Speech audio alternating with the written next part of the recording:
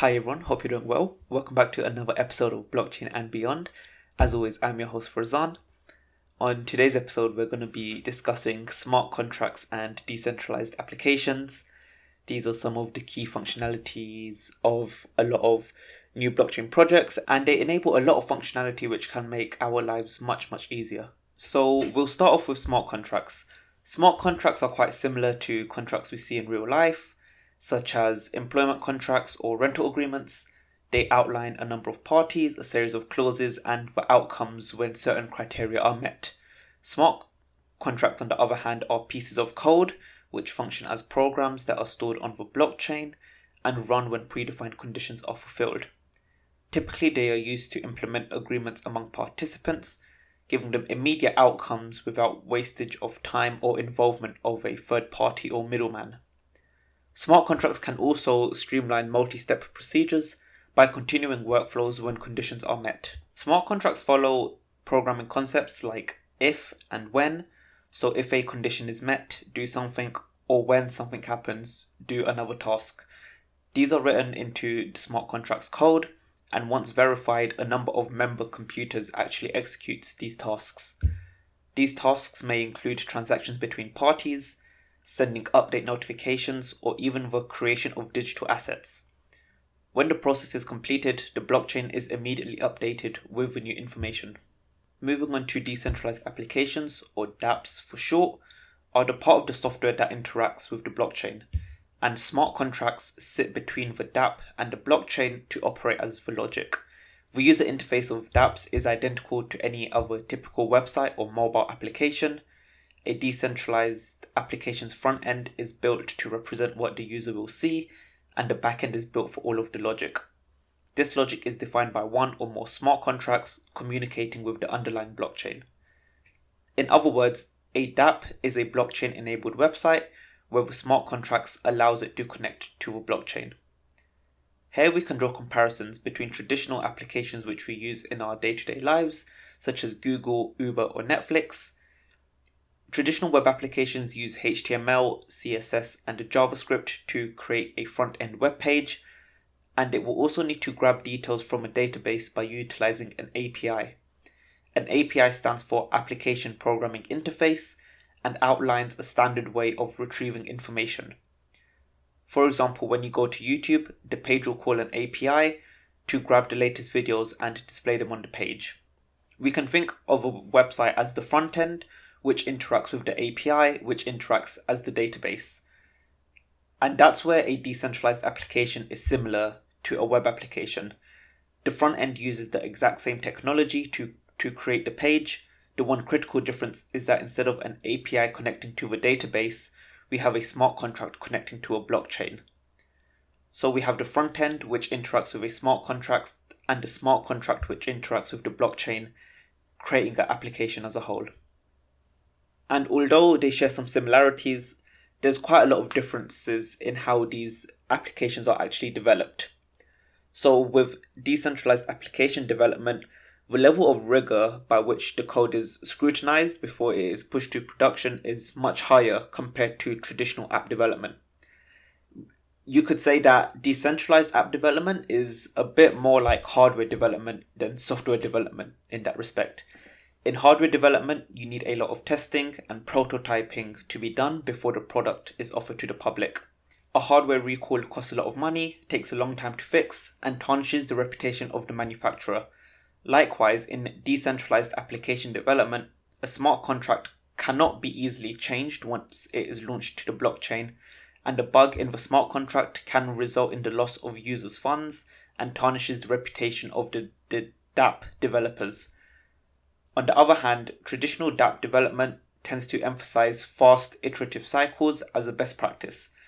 As a developer, you want to build a minimum viable product to get people testing the product and release updated versions as quickly as possible. Some apps even have the motto of move fast and break things, which makes sense in their environment, but this isn't necessarily the best for dApp development. Now that we have an understanding of traditional applications and decentralized applications, we can begin to compare them. So some of the benefits of decentralized apps include zero downtime. So once the smart contract is deployed to the blockchain, The network as a whole will be able to serve anyone who's looking to interact with the contract.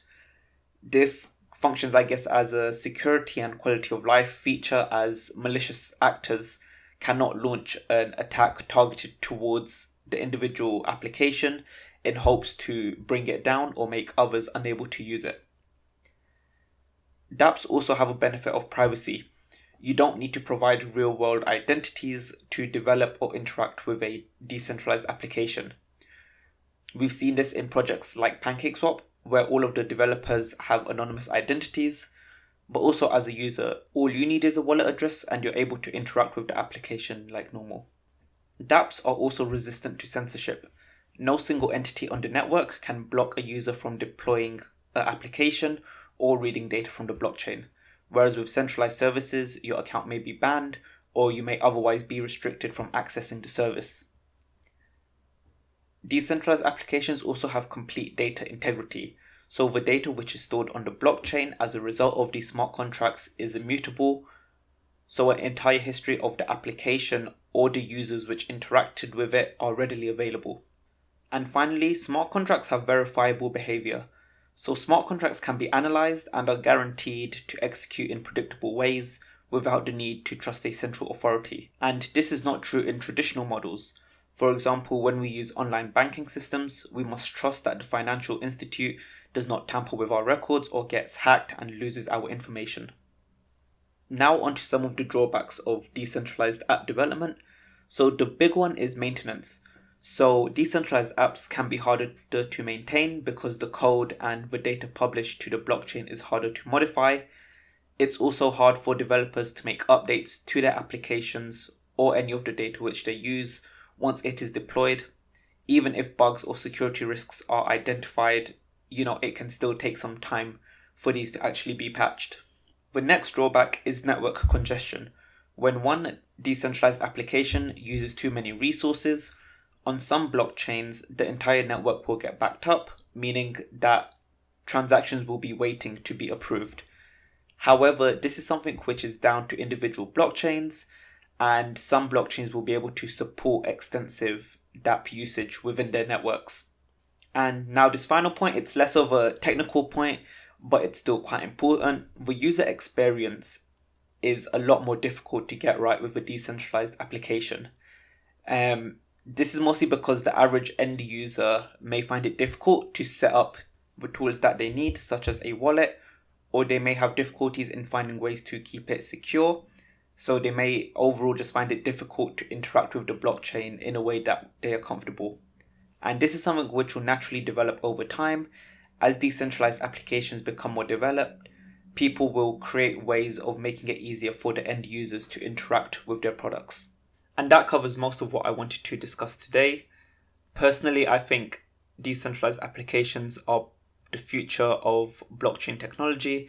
There's no way to carry out extensive actions without smart contracts or decentralized applications. And I think that once blockchain technology becomes more widely adopted, dApps will become commonplace, similar to how Google and YouTube are commonplace for us today on traditional web services.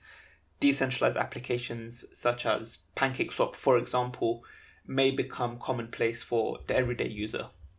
And yeah, I hope you enjoyed today's episode. As always, if you have any questions, feel free to reach out to me on my social media platforms. It would be great to hear from you. But until next week, goodbye.